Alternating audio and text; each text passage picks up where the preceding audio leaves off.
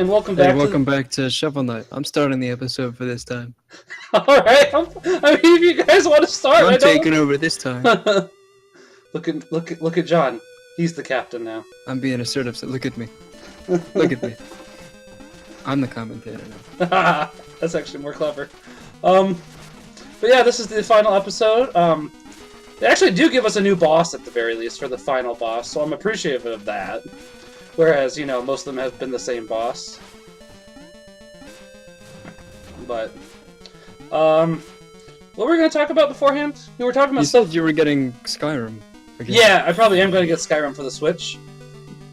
Not just because of the Nintendo stuff that they're adding, which, I mean, yeah, that's cool, I guess. But the main reason I'm getting it is because of the motion controls they're adding. Wait, as well. So is it like Skyrim that we decided we would make this one add Mario to the game mod official like thing, or Zelda? What's the Nintendo stuff they're they're adding Zelda stuff. That's awesome. Yeah, Zelda stuff, but pretty much, yeah, it's pretty much. I'll just get the mod though. Yeah, it probably will be. It probably will be a mod within a week. Not gonna lie, but it already exists if you have it on the PC. I would say it's probably already a mod that they. It's probably been a mod since release. Official content. I was gonna say I'm not sure if it does because it was based on Breath of the Wild, and then I thought about it, and it's been 3 months, so probably yeah.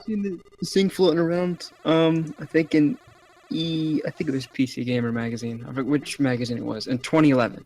2011 when Skyrim released.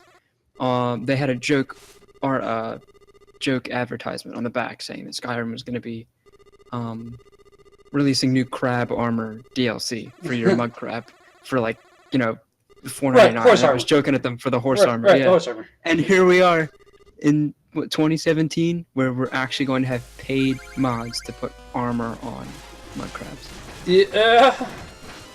Yeah, I kind of forgot about that part. Let's talk about that as well, because they pretty much announced that they are doing paid mods now, right? Everybody flipped when they did that.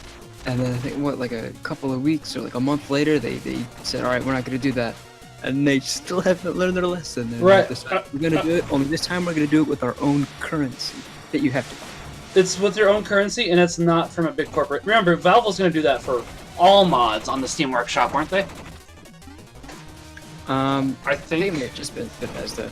I could have sworn it was for all of them. I think it was mostly Bethesda that wanted to do that. I could see that, but either way, once that happened, Valve was like, okay, we don't have to do that. Well, we don't want to lose money. And I mean, I bet people are going to get upset about that, just like we were talking about this beforehand, too, about the 2K Games thing as well, which I'm not as familiar with that as... you said that basically they destroyed the ability to mod single player, which yeah, go ahead. At all. It's right. Like the tool is pretty much the only modding tool for the Grand Theft Auto games. Right, and I was gonna say modding is completely benign. Hacking is ruining the game for your own fun, whereas the modding is not so much. Everybody benefits from modding. Yeah, I don't get it, because it's like TF2 does modding. Does Ott would know more about this. Ott does is modding okay in Overwatch? That's what I'm trying to say. Sorry. No, I don't think it has mod capability. No? It doesn't have mod. People have created cheat tools, but they don't have the mod capabilities.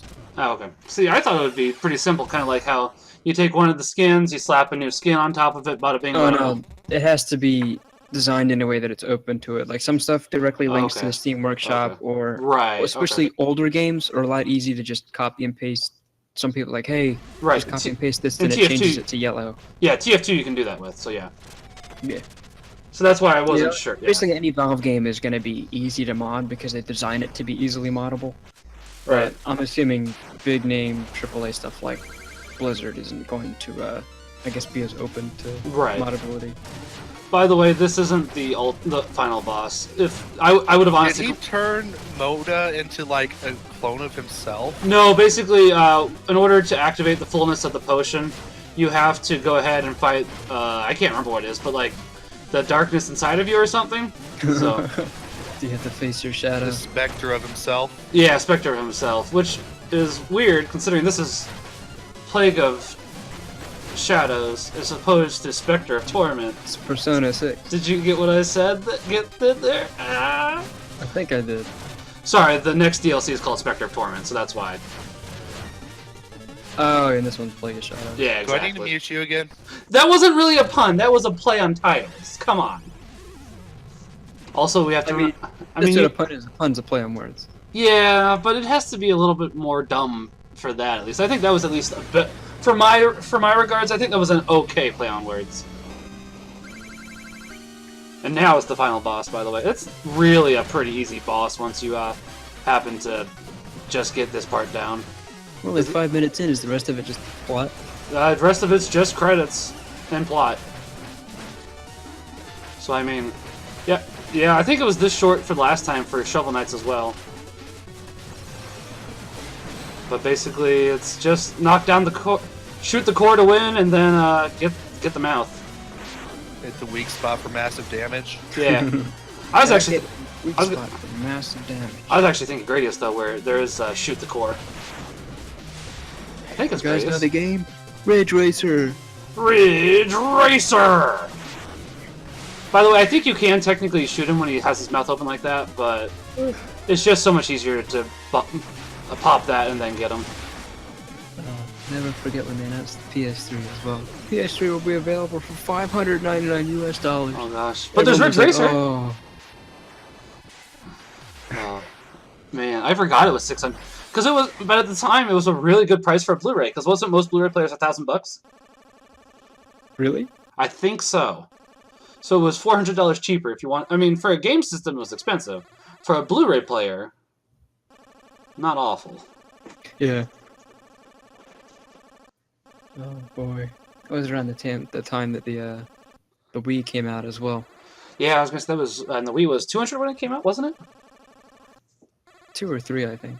Yeah, I was gonna say it wasn't terribly expensive. No, aside from the motion controls, I think it was pretty much just a GameCube Plus, wasn't it?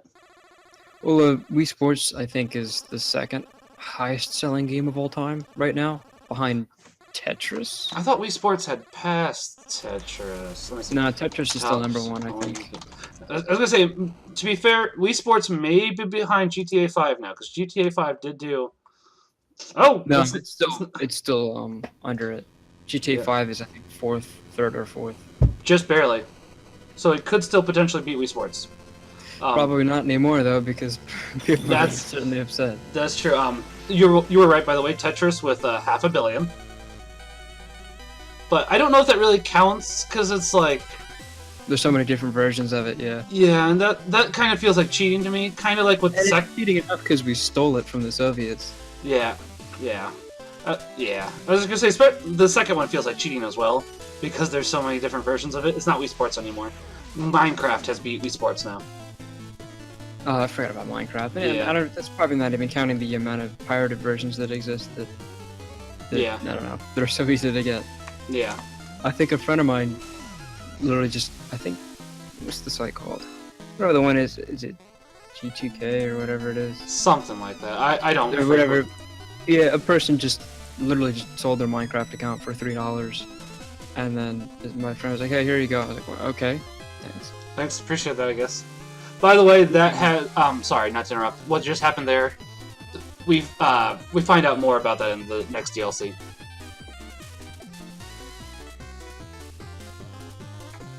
But yeah, basically we're just going ahead, and I'm not sure why we're doing all this when Shovel Knight was supposed to have honestly officially taken care of all this, but whatever.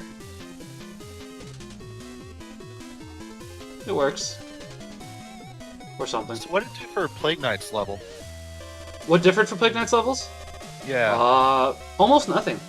Basically, they added a new area in each of the main levels where you had to go... Well, it's like, you obviously aren't fighting Plague Knight at Plague Knight's level. Oh, did you remember? You saw that last episode. It was the same thing. We fought Shovel Knight in place of Plague Knight. Okay.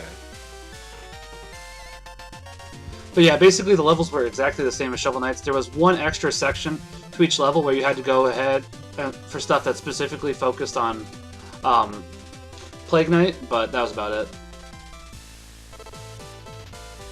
And there's, what's his face? In his new garment again. That will not be the last time we see those wandering travelers, by the way. I don't think we see Mr. Hat, though, so say bye-bye to Mr. Hat unless he comes back in King Knight's DLC. Which is a shame, because out of all of them, Mr. Hat is probably my favorite one. Not gonna lie. But yeah, I was gonna say, we got another 8 minutes, so E3's done. I know that, James, you said you didn't really pay attention. John, what was something that you were really happy about? I know I have 2 things at the very least. I don't think I had anything. I can't remember exactly. That's fair. I'm really excited that we finally got some Metroid games. Also, yeah. This is really cute, by the way. I like that. It's cute. That's what I'm trying to say. Mm-hmm. But yeah, we got Metroid Prime 4, which I kind of want to record for the channel now, but I'm going to wait a little bit longer at the very least. Yeah, that was the friend showed me the meme. Gee, Samus, how come you get 2 games? Who said that? It was a meme. Right, but who said that? Like, for the meme? Some other... You guys don't know them. No, I just wasn't sure if it was like Pit from Kid Icarus. It was like, oh, Samus, you get 2 games, whereas I've barely had 3. Yeah. I forgot what character it was, but yeah, they didn't have 2 this year. Oh, was it Bubsy? Oh gosh, we have to talk about that. There's a new Bubsy game! I'm surprised that they pulled that out of the gutter, or wherever he was. It was the grave. He was dead. There hasn't been a new Bubsy game since PlayStation 1. He was essentially dead and buried, but apparently they just decided to do a Frankenstein. So. And try and bring him back to life and see what they could do. Yeah, pretty much. We're all out of ideas, so now we gotta resort to necromancy. Yeah, pretty much. But, no, Metroid Prime 4 and Metroid Prime 2. I've never played Metroid... No, not Metroid Prime.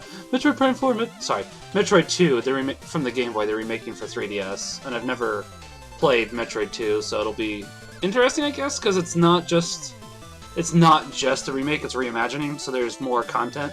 Because in the original Game Boy game, you only fought Metroids. Yeah. And there's definitely more than just Metroids, so. Then Metroid Prime 4, we don't really have much to go off of, aside from a really cool title screen. By the way, I remembered Ott complaining about how I skipped through all of it last time, so I'm not skipping through it this time. I don't think I complained, necessarily. I think I was just giving you shit, and I would rather you have skipped it. That's probably true, but you said it, so here we are now. I'm gonna have to go back and see what I actually said now. I think it was somebody at the very... I can't remember. I was excited about Shadow of War at E3. That's about it. Yeah, I was gonna say we were excited for that, but we also said, man, Tolkien, I'm sorry, bud. Yeah, someone had asked, hey, I've never played either of those. How well does it... He said, I don't care about the gameplay. How well does it fit into Tolkien's lore? And I tried to, in the best way possible, say it's fun, but it's not gonna fit into it well. Yeah. I was about to say, why do they have a special thanks to Rare? And then I thought about it. Sorry, I'm gonna just go on and ramble real quickly. So basically, for the Xbox version and the PlayStation 4 version, there's special fights. For the Xbox version, you get to fight the Battletoads, which that's why they thank Rare. And then for the Xbox version, you get to for the PlayStation versions, you get to fight Kratos from God of War. So. Yeah. Sorry. The PC not get anything? They not let you fight David or anything? PC didn't get anything. Nintendo kinda didn't get anything. We gotta use amiibos. Yeah. I guess. Could at least made something like fight Gordon Freeman on PC or something. Yeah, and then I think fighting against like I don't know, Fire Emblem characters in the Nintendo version would have been interesting. I guess it's enough that they got the amiibos. Yeah. Yeah, we got the amiibos. But no, as you said, yeah, basically, it's... I'm sorry, Tolkien. That's just... Yeah. I just feel bad for J.R.R. Tolkien, because it's like... From what I've been told, and I'm not sure since I haven't played the first one, does it play pretty much like the Arkham series? It's a mix. It's the Arkham style combat. Are you talking about a Shadow of Mordor? Yeah. Yeah, there's a sequel now. It's Arkham style combat. That sounds awesome. Yeah.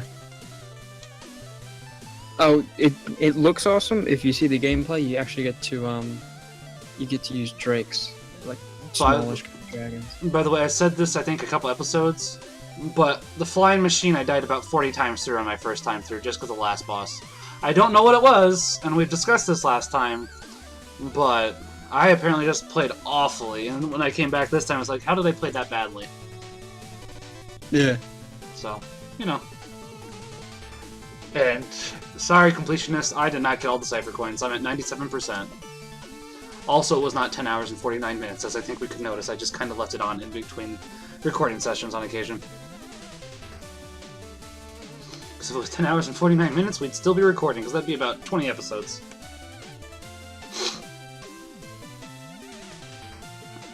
And then we just get one last final cute scene. Yeah.